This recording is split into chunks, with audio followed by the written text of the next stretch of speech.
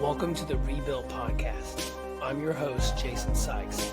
Each week, I sit down with people who have faced life's toughest challenges and come out victorious, along with mental health experts, coaches, and leaders.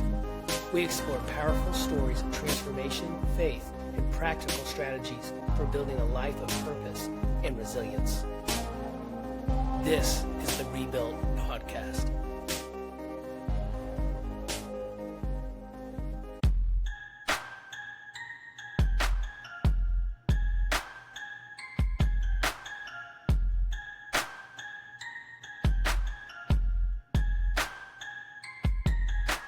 What's up, everyone? My name is Jason. Welcome to the Rebuilt Podcast. I'm your host, and I'm glad you're here. In a world filled with noise, distractions, and competing voices, one of the most important things you can do is understand your own mind. Why do you think the way you think? Why do you react the way that you react? And why do certain beliefs seem to shape every decision you make? On today's episode, we sat down with Luelf. And in this episode, we explore the power of your mind, how your thoughts influence your actions, and how your actions ultimately shape your life. We dive deep into the questions of identity. Who are you really? Is your identity found in your achievements, your failures, your past, your relationships? Or is there something deeper? Because until you understand who you are, you'll struggle to become who you're meant to be. We also have a very honest conversation about spirituality. Together, we explore different spiritual perspectives, beliefs, and worldviews while seeking wisdom, truth, and understanding. So whether you're firmly rooted in your faith, you're searching for answers, or simply curious about life's bigger questions, this is a good place where meaningful conversation can happen. The goal here is to inform and transform. So grab a notebook, take a deep breath, and get ready to strengthen your mind, deepen your faith, and build a stronger foundation for your life. I'm really excited for you to listen to this one. Let's get started. Hey, Ryan, good to have you on today. Hey, Jason, man, thank you so much. I appreciate the invitation, buddy. Yeah, absolutely, man. Well, I could not pass up a opportunity to get to talk with you because, like we were just saying, you and I, we have a lot of the same mindset when it comes to positive thinking, to develop transformation and breakthrough. And we both have a passion to help see other people grow. And so, that's all I am about on the Rebuilt Podcast is just inspiring people to grow wherever they're at. So I want to get your perspective on how you do that with your clients and just kind of what motivated you to get where you're at and what's, in your future. So why don't you just kind of tell us who you are and what you're doing? Yeah, man, I find it quite comical that I had to move to Ecuador for us to connect, and you live right in the city that I just moved from, Tulsa, Oklahoma. That is wild, brother. Yeah, but I feel like on some level, the whole human experience being here on planet Earth, like you have to be able to laugh. There's like a cosmic joke component to all of this. I think sometimes we take it way too serious. So anyway, yeah, our frequencies didn't align until I was halfway across the world. Which, by the way, what made you move to Ecuador? Yeah, so we just moved in January. My wife, Caroline, we've been together 30 years, married 26 as of last month. Wow. We met in high school, actually in Glenpool, Oklahoma, which is a suburb there of Tulsa. And we have 4 years children. You've been married. Well, we've been married 26. We started dating when I was 15 and she was 14. So, Wow. yeah, That's awesome. It's a lot to be thankful for. We've had our ups and downs, and my perspective is in the early years, I think we were very lucky. We're very fortunate. We could have easily, in different seasons or moments, one of us could have walked away, both of us could have walked away, and but somehow we didn't. And then, thankfully, as we've grown and evolved, I would say, in the last decade or so, we've moved into more of a conscious relationship, where we're both committed to being the best versions of ourselves and we're willing to have the tough conversations. And so we're not better than anybody else that maybe hasn't made it that long. We don't wear that as a badge. Our response is gratitude, like what a gift to have a companion and someone that wants to keep doing life with you. I really Mhm. practice not taking that for granted. So yeah, but That's good. anyway, to answer your question, we have 4 children. Our oldest son, Addison, is 20. He actually lives with his fiance still there in the Tulsa area in Bixby, Oklahoma. So he didn't move Okay. with us, but our 3 younger children did. Atlanta, our daughter's 16. Arthur, our third child, is a boy. He's 14, and then we have a little son, Arrow, and he's 4 years old. And he was my wife's 40th birthday surprise. Um, he came a decade later. But we've always been adventurous. And we can get into some of this as we connect here in the conversation. But 10 years ago, at age 35, in October of 2015, I was diagnosed with stage 4 non-Hodgkin's lymphoma cancer, and I was told I may only have 2 to 3 months to live. And that was a wild, transformational 2.5 year period in my life that absolutely consumed every second of my wife and I's being, trying to Mm. get to the root cause of why am I not functioning? Why is my body not working at 35? And so thankfully, I was able to find a path to healing, and I've been, cancer free now over 8 years. And so right after that, we bought an RV, sold our house, and we actually took at that time, our 3 oldest kids, and we lived on the road for 2 years full time, and we at least drove through every state. And then we actually did take the kids to Hawaii on a plane, and also to Alaska on a cruise ship. So my 3 older children have literally been to every single state in the US, which is pretty cool. Wow, wow, and And so is it the fighting the cancer, is that kinda what, made you guys wanna just do something different? yeah, I mean, anytime you're faced with your mortality, you're looking and staring death in the face. Uh, I I guess I can't speak for anybody else, but in my particular case, I didn't feel like I had an option. Like, it completely radically transformed my perspective of what life is and what life's about. And I just remember thinking, man, if there's something we have interest in doing, we need to get busy living that. Because Right on. when you really start to think about it, we all recognize this is an impermanent experience. This is temporary. We're not going to be in this body, this meat suit forever. And none of us know the day that we're no longer going to occupy this space. So it just to me, it reframed my entire view of death. I actually think death is a blessing, because if you really start to be okay and not be afraid of what we call death, then actually it's an inspirational component to keep bringing you to the now, to right now, to be present, to be fully alive, to experience, to get Mm. after it, whatever it is that you're drawn to, that you're interested in, to say, I love you, to express how you feel to the people you care about, to do something that you're passionate about. Because I mean, for all I know, I'm going to get hit by a bus tomorrow morning, and it's all going to be over anyway, right? And I Yeah. think instead, we tend to have this view of death that paralyzes us, and I think it actually can do the opposite if you're open to a reframe.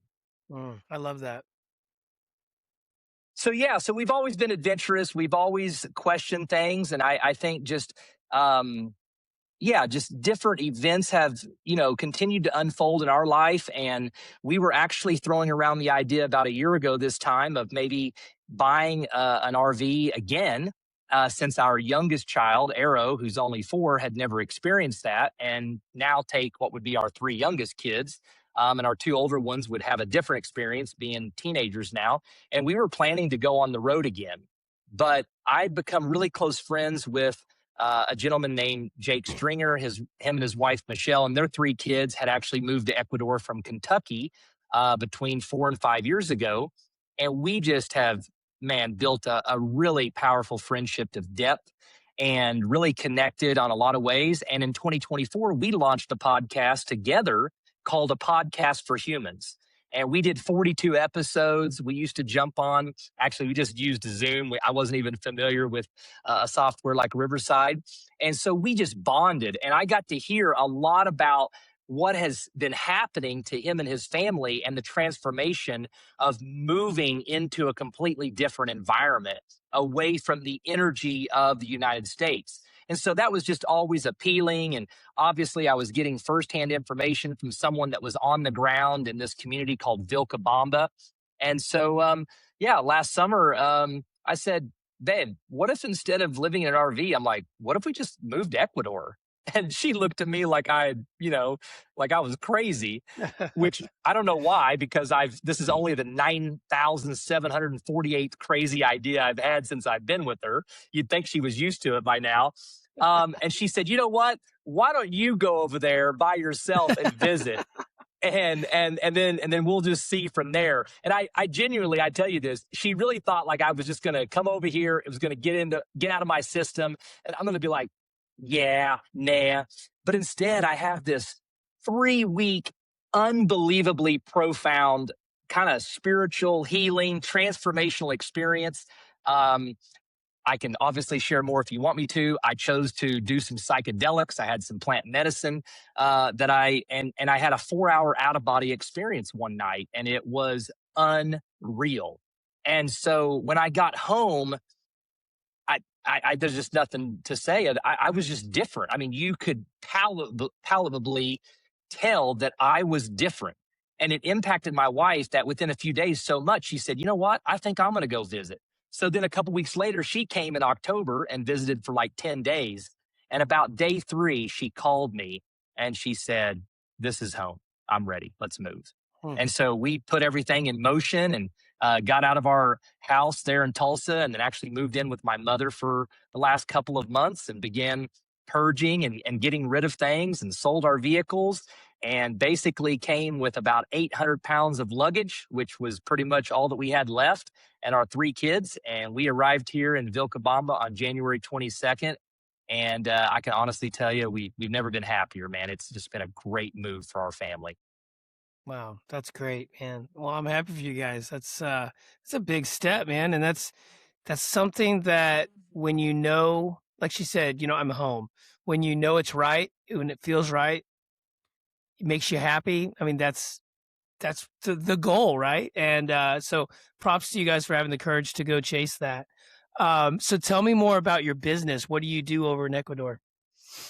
Yeah, so I'll give you a little bit more background on me as a person, and that will kind of feed into what I've really stepped into as far as my life work and my passion. Um, Basically, just like being raised in a very, very dogmatic, religious, strict framework. That has been something that over the years I've had to, I guess, deconstruct and basically find my own path of spirituality and what I felt, aligned with where I was at. I feel like so often people, they're basically living what was handed to them, and so it's not super authentic. And when they run into challenges or tough times, they don't really know what to do because they've kind of just been regurgitating what maybe their parents believed in, or how that Mm-hmm. framework or spiritual framework was set up.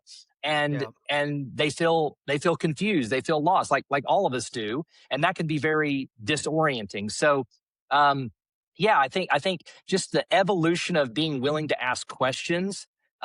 I feel like a lot of people, it's like they're afraid to question anything. And I think sometimes there are certain groups, there are certain organizations, there are certain social aspects to our faith and what we believe in, that it can make it almost intimidating or scary if something doesn't add up or it doesn't make sense. And a lot of people will just kind of go along with it, but really deep inside, it's not adding up. And so I'm grateful that for whatever reason, I've just been one that's been more willing and more brave and courageous to go, maybe that's true, but I really want to know it for myself. I don't want to know it just because my mom and dad took me to Mm-hmm. some service when I was 5 years old. So I think for me that's been a big part of my journey. And then, man, I got bullied in school, really, really, really bad. Like from 13 to 18, ironically, it was actually when I was older, and it was in high school. And crazy thing is, I'd always known that had been something that brought me pain and shame and hurt and guilt.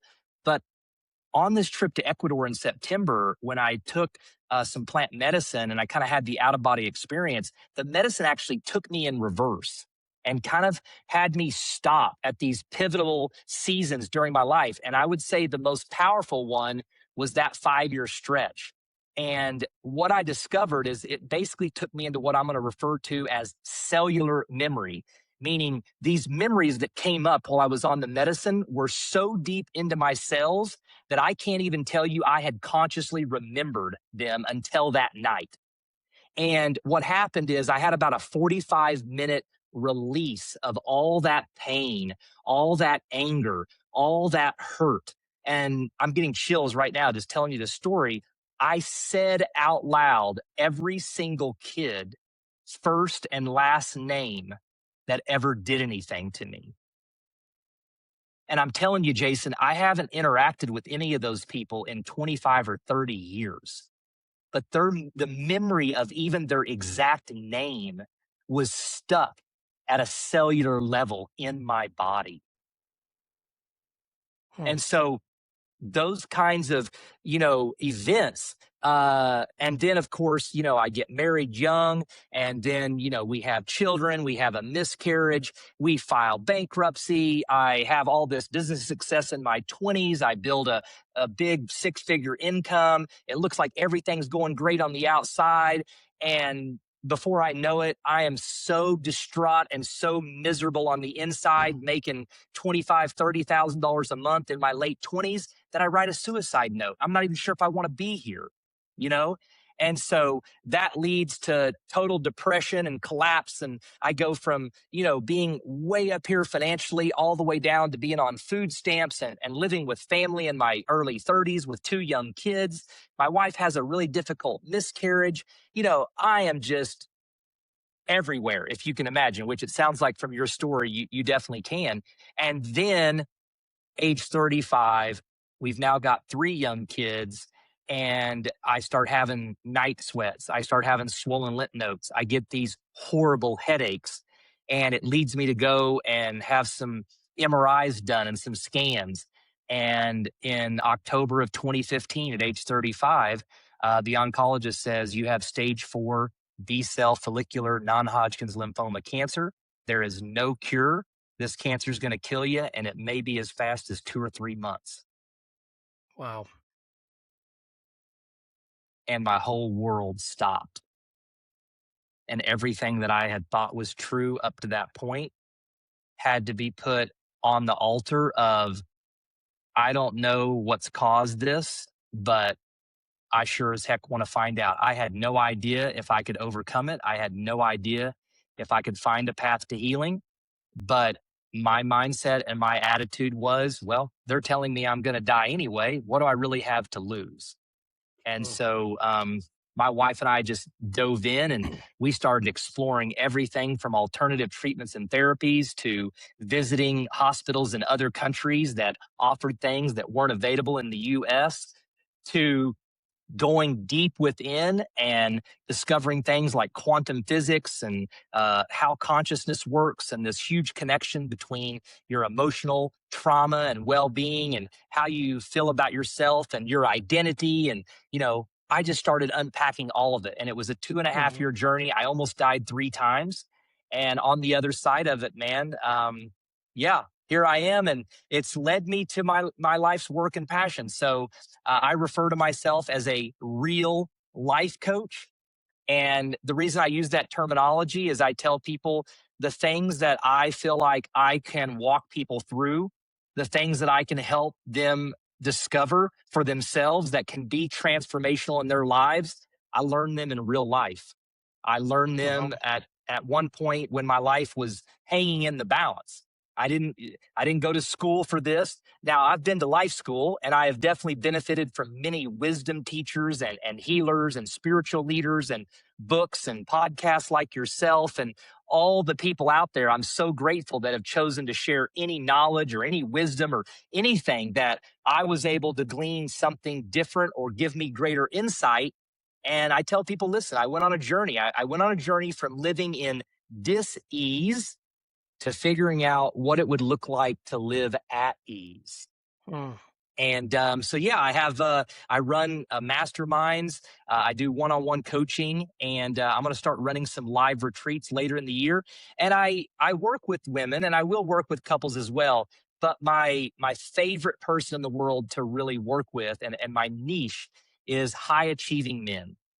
Because Mhm. I feel like I was that man. I was always chasing money. I was always chasing material success. And by the way, I'm not against any of it. And I definitely think there's a place for it. But if you're asking it to validate you, if you're asking it to be your identity, if you're asking for it to produce peace in your life, at least in my experience, I just kept being disappointed over and over and over again. Yeah, I like that you said, your niche is the man that you were like because, we know that the best person that you can coach is somebody that used to be who you were, somebody that's like Yeah. you because I'm a lot of the same way, I didn't go to school for this either. It's life experience. It's because when you can empathize, it's easy to sympathize with people what they're going through, but when you can actually empathize, hey, I've stood where you stood. I felt those feelings, those emotionals, that heartbreak on a personal level. Yeah. That's when, you get vulnerable with somebody. That's when they can really open up to you and you can help walk them through that. So, love that we can relate on that. Yeah, it's so powerful, man. I mean, probably underneath all of it for you, for me, for every human, we all want to be seen, we all want to be heard, Mhm. and we all want to be supported. And I think the deepest core need at the absolute, deepest level in our DNA as a human is to be loved and accepted. And Mhm. so much of what happens here, I believe, once we arrive and incarnate into this body on planet Earth, is love and acceptance begins to be tied to performance. It begins to be tied to what you can do for me. And it's really no one's fault, and there's not anyone necessarily to blame. But then, so often as children, the example that we're shown and the environment that we're raised in starts asking us and inviting us to perform and to stop being us, the real us, the authentic version of you and me. And I tell people, listen, you don't need fixed. You're not broken. What we need to help you identify and see is all the stuff that's been piled up on you ever since you were born. And we need to move it all out of the way so the real you can emerge again. Mhm. Yeah, and meeting people where they're at. Um, One thing that I always say is you can't change who you pretend to be. If you don't know where Mm, you are in life, who you are and how you got there, that's the best yeah. way to figure out who you are now is what made me the way I am. So you have to go back, kind of like you said, you went back to the past because a lot of our identity is tied to past events and we may not even Mm, realize it. Somebody could have said yep. something to you, bullied you, whatever, and it's like, well, that sucked, but you actually don't realize you carried that well for 20 years, and now Yep. you do things and tied to that. That's is spoken into your identity, and so you believe these lies, and you have to go Yep. back and start speaking truths over those lies. And so, what is your perspective on if somebody comes to hire you for your coaching services, you meet them where they're at. Obviously, acceptance of them as a person, as a human, but you don't have to accept where they're at. You can change that. So, what's your philosophy on that? Yeah, I think that to me it's kind of like there's two worlds that we can live in. Um, One is probably the most common world. I know I used to live from it and I'm still susceptible to it. And most people that I encounter, I would say this is kind of the world they're living from. And it's from the misidentification of who they think they are as a human. So It's like a persona. yeah, so to me there's a language of the ego or the language of our Uh-huh. human equipment, which is our brain and our body and these roles that we play, like we have to be something beyond this impermanent, like I'm only Ryan Lelf because I'm alive right now, but if Ryan Lelf dies tomorrow there is no Ryan Lelf. So who was I? What was the life force? What was the energy? What was the consciousness? What Mm-hmm. birthed into the body and then was given the name Ryan Lelf, or was given the role of man, or given the role of son or brother, or eventually husband or father? And those are all pertinent and important, but most people, they live from an identity that I'm not good enough, or I'm not safe, or I'm not lovable, or I'm not smart. And so the ego, when it believes it's not something, its coping mechanism is to go and try to prove that it actually is good enough. But we know, anybody that's tried that, right? You just exhaust yourself and you still don't feel good enough, because it Yeah. has nothing to do with performance. It has everything to do with who you believe you are. And Right. the darker side of that is some people's trauma, some people's, abuse, some people's environment when they were children. It actually causes them to think that, like, I am bad, I Mm-hmm. am wrong, And what I have seen is that then the ego does the opposite. When I think I'm not something, I actually then my coping mechanism is to try to disprove that and say, no, actually, I am good enough. But when I actually believe I'm bad, I believe the ego then actually leans in, and the behaviors and the actions will then be bad, to prove. Everything is about proving the ego right. And so Mm-hmm. what I do is I talk to people about, can you let me listen, let's go in reverse, let's talk about your life experiences, let's talk about the things that you feel like impacted you most likely negatively, and then let's reverse engineer that, and maybe there's going to be an identity that you haven't noticed or seen yet. And then I don't want to improve on that. I want to create and show them that there's a whole different world that you can live in and live from. And I believe that's living from your soul, or living from your essence. You could call it soul language. And the essence of the soul is, it comes with the qualities of love and joy and freedom and vitality and abundance and passion and intimacy. Whereas our human identities are built on limitation and fear and suffering and, lack and scarcity and dysfunction. And so when I'm living from that identity from a human perspective, then it just becomes a self-fulfilling prophecy. So I tell people, listen, the invitation is to realize, or to wake up, or to remember who you are and who you were before you started identifying yourself with all of these things as a human.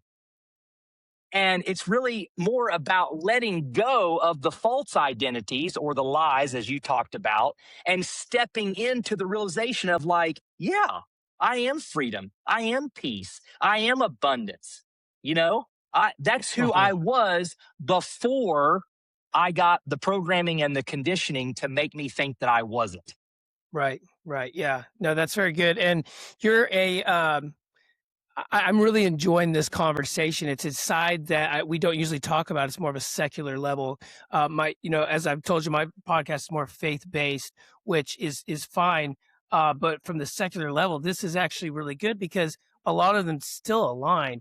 Obviously, with the identity that I use is more who God says I am. He creates my identity, and so Yeah. that's my starting point for my identity, and it's what God says who I am, what he says he created me for. And I like that you're explaining it in a different way from your perspective, because a lot of it's the same. I am love, I am joy, I am peace. Well, I mean, that's all in the Bible too, bro. Right. Right. It still has to do with the human condition. And no matter what it is, whether it is through a biblical perspective or it is through more a secular perspective like yourself, finding that identity is the most important part. Having that common ground, that foundation, something to start with, something as a platform. So many people don't have that, and they wonder, why am I spinning my wheels? Why am I not getting anywhere? It's like, because you didn't start from something, right? Mm, And so it is yeah. so important, as I hear you saying, it's so important to help them develop their starting point, right? Yeah, and listen, look, I'm not here. Everybody's got a different spiritual framework, religious framework. Um, Hmm. to me, like I just have no interest in arguing about whose framework is more accurate than another's. Like I honor wherever anyone is at on their spiritual journey. Hmm. And just because I maybe don't refer to myself as a certain label or as a certain religious or spiritual archetype or whatever that may be, that doesn't mean because that's not me saying that those people are wrong or that that isn't truth. Um, at the end of the day, words fall short. Like the phenomenon of God to me, like we waste way too much time trying to name the unnameable, trying to describe the indescribable. Like I would rather experience God than argue over my words are more accurate than yours. That seems petty. And to me, that is living from the ego. The ego is the one that demands that their interpretation, their one way of seeing it, it needs to get it right because it lives in limitation. It lives in lack. It lives in dysfunction. It lives in I'm not this or I'm this that isn't true. And so therefore, it doesn't know how to handle if someone might be describing potentially the exact same thing. They're just using different words, right? Hmm. Like at the end of the day, and this is, I know this is in the Bible, like, how about we just look at the fruit? Are people kind? Are they conscious? Do they have Yeah. a level of respect for Yeah. themselves, for fellow human beings? Are they interested in not causing any harm? Like, Yeah. I'm way more interested in the fruit of the way Sure. someone is living their life than them giving me some spiel on why their exact language has the market cornered on Yeah. exact truth. Like, I, that just to me, that's Yeah. all ego. No, You know what I you're right. mean? You'll know the tree by its fruit. Absolutely. And it's you said, words fall short, and that is true. It's actions. Actions what is Oh, and you can tell what's actually in someone's heart, who they want to be yeah. by what they do, right? I totally agree with you on that. It's so important to look at what you create rather than what you want to do, because at the end of the day, you said it, when you die, when you're not here anymore, who were you? What did you do? Yeah. I mean, if someone resonates with the Christian framework and that brings them comfort and peace, and that's how they found the true identity of who they are, I think that's absolutely beautiful. Hmm. And at the same time, I'm in a place where if someone finds it in a different way through a different spiritual framework, I find that just as beautiful. I understand that may be a little Hmm. more difficult if someone's got a more dogmatic approach or attitude. Fair enough. I was there at one point too, as well. But the longer I am on the journey of remembering that I want to live from my soul and my essence more than I want to live from the identity of a human, it's only the human part of me that's worried about getting it wrong or needing to be right. My soul doesn't even think in those terms. The essence of Hmm. who I am doesn't even have language for this idea of us versus them or in versus out or you versus me. Like, no, I think that's all the human aspect of this realm. And that's just how I personally see it. I'm Yeah. not saying I'm 100% right or that I'm accurate. I choose to be in harmony with all of my fellow humans, all the citizens of the earth. And if you happen to believe a little bit different than me, okay. I want to be curious. I want to be fascinated. I want to hear Yeah. your perspective. I want to understand where you're coming from. I went from feeling threatened for most of my life based on people who believe differently than me to today I choose to be fascinated if you believe differently than That's me. good. That's good. Yeah, that's great, man. That's awesome. So tell me, so we've kind of talked about the beginning of, finding where you're at and how you got where you're at. What does your programs look like? What do you tell people starting from that point to achieve the next level, where they want to be? I'm sure that there's some habitual practice. You have to have some good habits. Just give us an overview of kind of how you help them get to a different spot. Yeah. So, I definitely believe in things like meditation. Mhm. Some people might also just refer to that as prayer. Um, you know, Here I am quoting the Bible again. But if you want to know something, you find it in stillness. You find it when you're willing to get quiet. You find answers, solutions, awareness comes about, wisdom arrives when you're still, when you're silent. So I remind people that, we live in a world today with smartphones and the Yeah. internet and social media. Everything is pulling on our attention to Yeah. be anything but still, Yeah. anything but silent, anything but quiet. And so Oh I yeah. find that what I'm really helping most people do is realize they're living from all the thoughts that are in their mind. Okay. Hmm. So one of the questions I like to ask people is are you able to observe or notice your thoughts?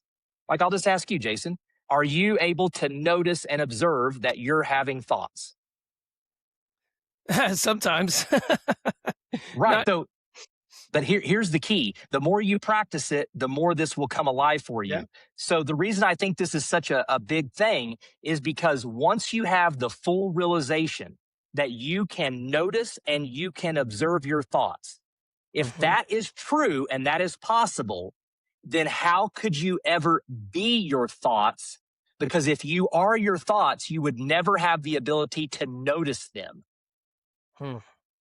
So, a huge distinction to help people transform their lives or go to another level, if you will, um, is to basically bring up the realization and awareness for them to start to go, wait a second, I have been living as if I am my thoughts, but that isn't possible because I can get quiet and in stillness, I can notice that I'm having thoughts, which Hmm. means I'm not my thoughts. I'm the awareness or the consciousness that realizes this being in my human body, Hmm. my meat suit, is having thoughts. It's a Yeah. massive difference to think I am my thoughts and I'm just a slave to Right. whatever they're telling me versus realizing no, I'm actually the real me is the one is that is aware that I'm having Right. thoughts. You do. You have the ability to think about what you're thinking about. A lot of people don't Yes. understand that, and that's why they're always emotional, and they don't understand why. It's because you don't reflect on, you don't you'll lie to yourself. You don't have to believe everything you tell yourself. You don't have to go to every emotion that's suggested to you by somebody. I've said this before when it talks about, anger and somebody says, "Well, that person made me mad." Well, they didn't make you mad. You chose to go to the mood they suggested, and now you're Mm, upset. But mm. it's your reptilian brain is what it is. It's your fight or flight. You don't have to do that. You can actually take a second and say, "What am I really upset about?" What, and that's thinking about what you're thinking about, right? And you can hold thoughts captive in your mind, and you don't have to go to those moods that are suggested. Yeah, I love what you're saying. In the science, in the world of science, they call it metacognition, thinking Hmm. about how you think. In a Christian spiritual framework, I would say that we refer to that as the renewing of your mind. Yes. You need to go in there and go, is there contamination in there? Where did these thoughts even come from? How did they originate?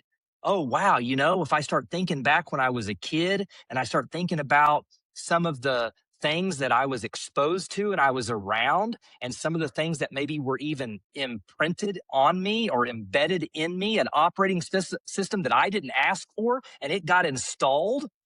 Yikes. Okay. Yeah. Wow. I've been unconsciously living from something that I have just been unaware of. Well, Exactly. call it metacognition, call it renewing of the mind. Again, I'm not interested in who's more accurate or who's more right. My invitation for all of us is whatever you want to refer to it as, what if you could step into that practice?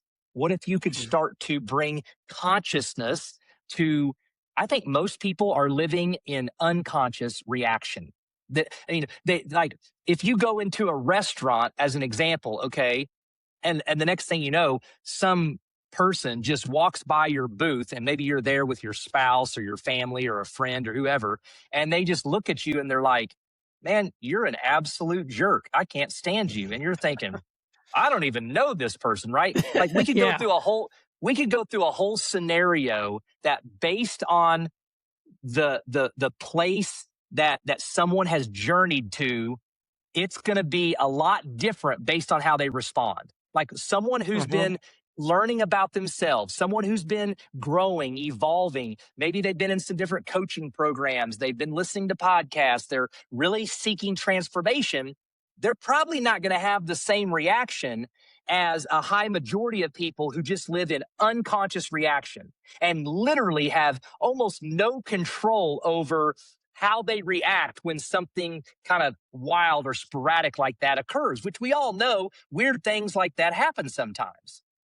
Hmm. I don't want to be at the mercy of feeling like a disempowered human being that's just flinging around, reacting to every single thing I see on my phone or every single person I encounter or every single thing that's unfolding in my life. I want to be able to Hmm. remain calm and grounded Yes. and Yes. peaceful and evaluate the situation and then determine in wisdom how I think I Yes. should respond or not respond. Right. There's a really good book by John Winters called Self Discipline. Mm, And he says in that, he says, when you're in control of your thoughts, you are in control of your emotions. And when you're in control of your emotions and you have self discipline in all areas, you become the master of your world. And mm, so many people live outside of that. If you put all of what I just said into a circle, so many people live outside of that circle and they don't understand why they're emotional, why they're upset, why they're inconsistent, why they don't have self yeah, discipline. And it's because you're not the master of your own world. yeah. Yeah, I It's think a good lot of stuff. us were raised in an environment where we were actually taught to hand our power over. We look Yeah. to other humans, we look to leaders, we look to even sometimes spiritual leaders, we look to politicians, we look to doctors. Listen, I have respect for all of those roles and all, but they're still just human. Yeah. And I know for me, one of the biggest things that's happened in my transformation, I'm 46 years old now, is I've been on a journey, especially since my cancer journey, of taking back my power, taking back my sovereignty, Mm. remembering who I am. I like to refer to it as I want to live in Christ consciousness, or I want to live knowing that I am the fabric and the essence of whatever that phenomenon of God is. However, someone sees that, it's a life force. It's what creates this world. I want to live in that and from that and remember that, you know, that is who I am. That's what I was made Hmm. from and in. And, so often through different reasons and different philosophies and ideas, it's easy to forget that about ourselves. And Sure. yeah, Yeah. it could Well, and be that goes back to what you were saying about trying to get still. You growth and stuff. We're in a society right now where you cannot look one direction without someone trying to tell you how to think. You can go your entire day without thinking for yourself at all mm, because mm, this ad says this says this, um, TV shows, whatever. And I love my smartphone, my Apple. It's great, but you know what? That thing has destroyed us in so many ways because it is so hard to just sit and think.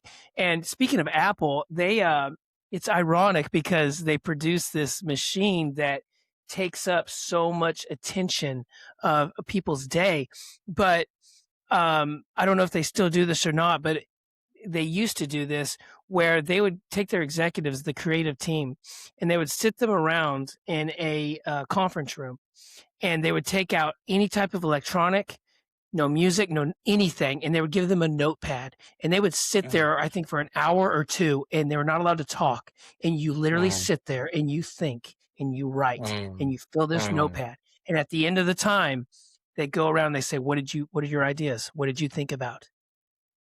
And that's Wow. how they created a lot of what we have in the iPhone. Yeah.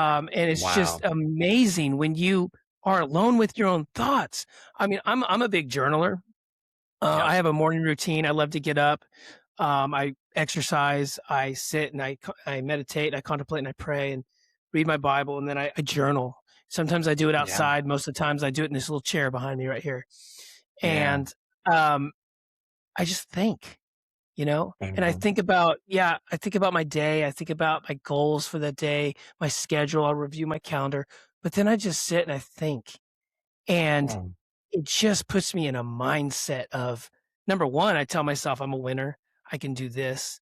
I speak to who I want to be in the future, not Yeah. who I think I am or who I have been, but who I Absolutely. am, who I want to be. And by the time I'm done thinking and and and self-talk and meditation, I'm ready to start my day. I've Yeah. had those days where I've woke up late and I haven't done that, and it doesn't go well. You know, Yeah. I have harder Yeah. time thinking for myself on those days. And so it's just the Sure. power of your mind and using it, understanding it and actually using it, putting down the distractions For achieves sure. 90% of what we've talked about. Without a doubt, man. And yeah, I practice the same things, and I love the idea, like the magic is understanding that we live in a vibrational universe and that words and sounds are literally what creates everything. I mean, if you want to Mm, build a house, you start speaking words, you meet with a engineer, you meet with someone who knows how to make blueprints, and you speak it into existence. Now, obviously, then there's action to be taken, but it all starts with abracadabra. As we speak, so we create. And I mhm, think a lot of times, I know this is something that I just realized recently is like most people, they think that their words are describing something. And what we need, and what I think the invitation for all of us to realize is no, no, no, no. Your words are creating something. They're mhm. not describing something, There's they're power in your creating words. something. Yes. And so, mindset, clarity, and then what we Yeah. say about ourselves, first and foremost, is creating a self fulfilling prophecy. And our external world is nothing more than a mirror reflecting back, making who we see Yes. ourselves as right internally. Yeah, that's true. And just as it can produce good things like a house and a good lifestyle, it can also produce negativity. So if you Yes, concentrate and speak negativity, the world is going to give you back negativity. My wife reminds me 100%. all the time, especially while I'm driving. She'll say, "Don't say something like that. There's power in your words." And I'll be like, "Oh yeah, you're right. You're right." I don't actually say that. I'm like, would you just stop telling me what to think? No, but depends on the day. Okay. But she's Yeah. right. You don't want to say things. I mean, there's so much power. Yeah, There absolutely. really Dude, is. that is Yeah, so I good. say it. I say it a lot. I say it a lot in our family. I say less commentary. I mean, until you get good at practicing speaking the words you want to speak and Yeah. creating what you really want, at least stop it in your mind before you say that out Yeah. loud. And so I think that's a process too, is once Yeah. someone starts to realize like, wow, I haven't really been very mindful. I haven't really been very conscious of letting myself be clear on, yeah, ooh, I've just been kind of saying anything and everything that comes into my mind. And I'm not realizing I keep creating a life that I keep saying I don't want, but I'm not realizing actually I am fully committed to the life I don't want because I haven't done anything about it. And so Yeah. bringing that awareness is like, for me, it's like step one. But I tell people all the time, I go, listen, the miracle isn't in your perfectness, the miracle is in your willingness. Hmm.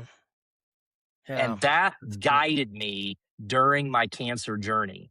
Am I willing to try another treatment or therapy? Am I willing to forgive someone who hurt me in the past? Am I willing to let go of these identities that I thought were true about me that are actually killing me?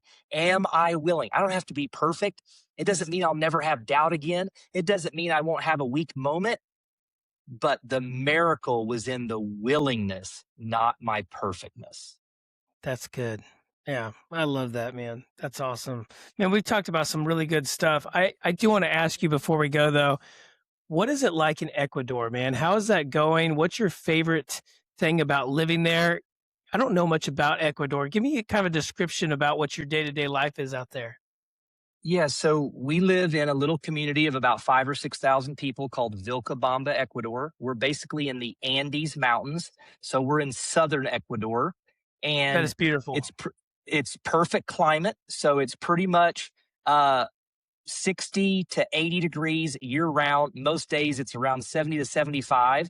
There's a Wow. rainy season that we're just coming out of, and then there'll be a dry season for a few months. Um, it's called the Valley of Longevity. There's a pretty large expat community here, meaning people that have moved from other countries and have families, which has really been great for like our teenagers. But, I'm 46. I bought my first car when I was 16. We have owned a vehicle for 30 years. We do not currently own any sort of vehicle. So there's a bus system here. There's a bus at the top of the hill from where I live, about a 1 or 2 minute walk that runs every 15 minutes from 5:45 in the morning till 10:15 at night. And town into Vilcabamba is about a 5 minute ride into town or about a 35-minute walk. I have walked it, and it's just a slower pace. Um, Everything here is about 3, 4, 5, 6, 7 times less expensive to live here. Like I live in the second nicest home we've ever lived in 30 years. Okay. And it is the lowest monthly rent we have ever had in 25 years. Like it's insane. Wow. Okay. But yeah, we take taxis when we need something specific, and we have one come and pick us up at our house, so a taxi ride into town's $2. And there's fresh food everywhere. Everything's farm to table. You don't have to worry about, pesticides and things being sprayed and all that. We have fresh spring water from the mountains that has all its trace minerals like it's supposed to. We have fresh coconut water. We have all kinds of fresh fruits. I drink raw milk every day. It's just incredible. And then you're out in nature. We've basically flipped our lifestyle. I would say when I was living in Oklahoma, I probably spent most of my days, 85, 90, 95% of my days were inside.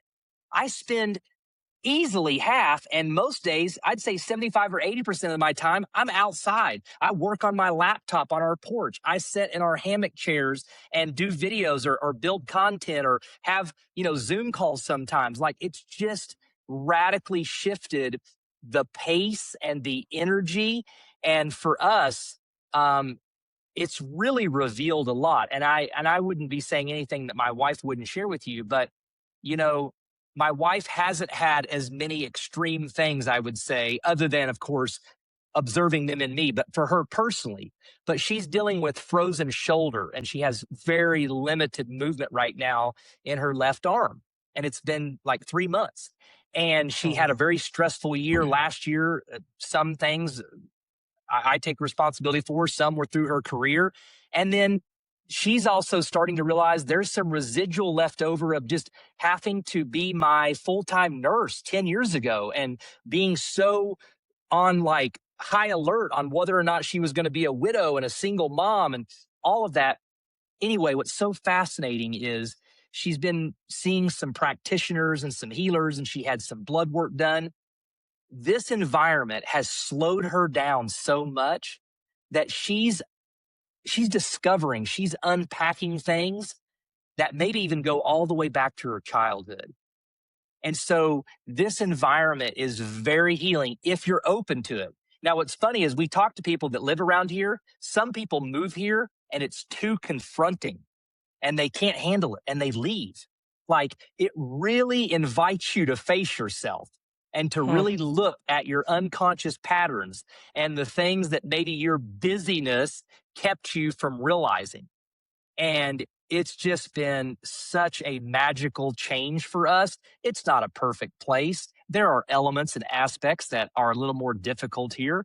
It's not as convenient. There are certain things that we have to, navigate and deal with. But I say this, it's perfect for us in this season And Yeah. I have so much self love, Jason, so much self admiration, so much self respect that we just had the courage to go, we don't know exactly if we're going to like it. We don't know how our kids are going to respond, but there's only one way to find out. And you only live Yeah. once. And you know Yeah. what? Worst case scenario, we can just go back and live in the States again. But we love it. That is true. And we've Yeah. committed, we've signed a 1 year lease, and we're going to be here for the next 12 months and see what happens.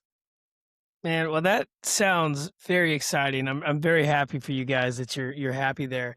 Honestly, it sounds like a very nice shift.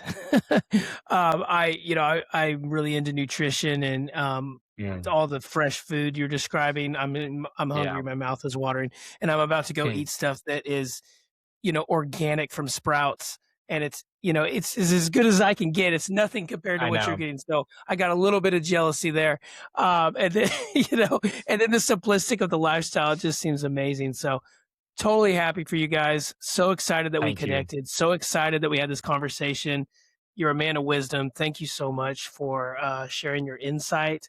Man, I just hope that you guys are prosperous in the States, wherever you are, man. Just so happy Yeah, to have likewise. connected. I just appreciate your time, what you're doing in the world, the impact that you're making, the lives that you're touching, the vulnerability of sharing your difficulties, your challenges, the stuff that you've had to overcome. We need more people who are leaning into their humanity, not ashamed of their humanity. Hmm. Lean into it. Yeah. Remind yourself you're not the only one. Let's help all of us remember we're not alone, and nobody's nailed it. Nobody's done it perfectly. Everybody's got things they've either dealt with or decisions they regret or choices they've made. But you know what? We're here. And if you're alive and breathing, then it's not over yet. And Yeah. there's always time, as your podcast says, to rebuild yourself or reinvent yourself. And Hmm. so it's been an honor, man, to be a guest on here. And I just appreciate you having me on. And thanks for the amazing conversation today. Thanks, brother. Man, you take care. All right. You as well. Hey, everybody. Thank you so much for listening today. I hope you enjoyed today's guest. And I just wanted to say that if this has made you think, if this has sparked something in you, maybe about your purpose or your relationship with God, I just want to encourage you to not let that moment pass. If you're ready to take that next step and connect with me personally, you can reach out to me through my email, which is jason@rebuiltlifecoach.com, or you can go to my website at www.rebuiltlifecoach.com. And if you're serious about building a stronger faith-driven life, please go check out that program. Thank you for listening. And as always, keep walking in purpose and growing in faith. I'll catch you next time.